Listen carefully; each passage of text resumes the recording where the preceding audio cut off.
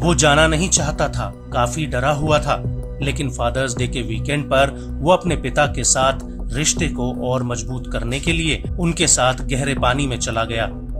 100 साल पहले टाइटैनिक त्रासदी का दीदार करने की ख्वाहिश 5 लोगों की मौत की कश्ती बन गई।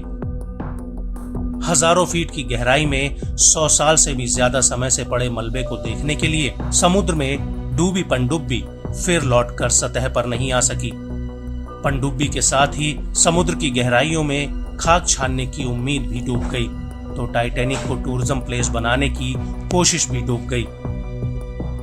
18 जून को समुद्र की गहराई के लिए 5 लोगों की टीम रवाना हुई थी। फिर अब उसी गहराई से उस पनडुब्बी के मलबे की खबर आई। यूएस कोस्ट गार्ड और टाइटैनिक को ऑपरेट करने वाली कंपनी ओशन गेट ने ऐलान कर दिया कि टाइटन में गए 5 लोग मारे जा चुके हैं। 22 जून को यूएस कोस्ट गार्ड को अटलांटिक सागर की तलहटी में टाइटैनिक के पास मलबा मिला। पिछले कई दिनों से कई देशों के बचाव दल उस लापता हुई पनडुब्बी को खोजने में जुटे थे, लेकिन कोशिश नाकाम रही और पनडुब्बी में सवार सभी यात्री जिंदगी से जंग हार गए। दुनिया के नक्शे पर 1912 में टाइटैनिक जैसे जहाज के डूबने की त्रासदी मनुष्य सभ्यता के इतिहास में कभी न भूलने वाली एक दुर्घटना है। एक भव्य, विशाल और मनुष्य की नायाब इंजीनियरिंग का नमूना रहा जहाज अचानक एक टक्कर के बाद एक रात में ही समुद्र के गाल में समा गया था।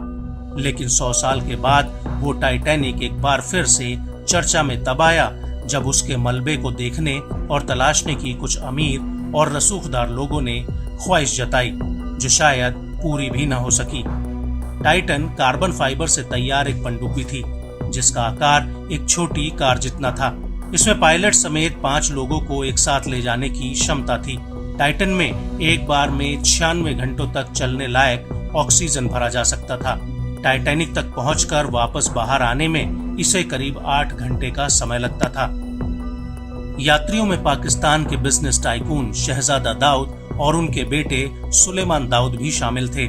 19 साल के सुलेमान की उम्र 5 यात्रियों में सबसे कम थी। अब उनकी दर्दनाक मौत के बाद उनकी चाची ने कहा कि उनका भतीजा गहरे पानी में टाइटैनिक का मलबा देखने जाने से पहले डरा हुआ था।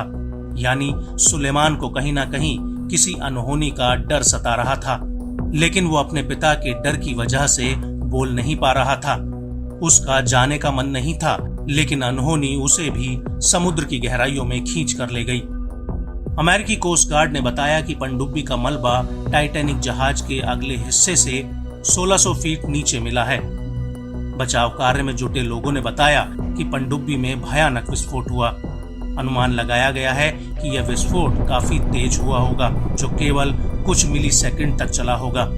इससे संभवतः सभी यात्रियों की तुरंत ही मृत्यु हो गई होगी। ये विस्फोट जहाज से संपर्क टूटने के कुछ समय बाद हुआ। हालांकि विस्फोट के असली कारणों का पता लगाने की कोशिश की जा रही है।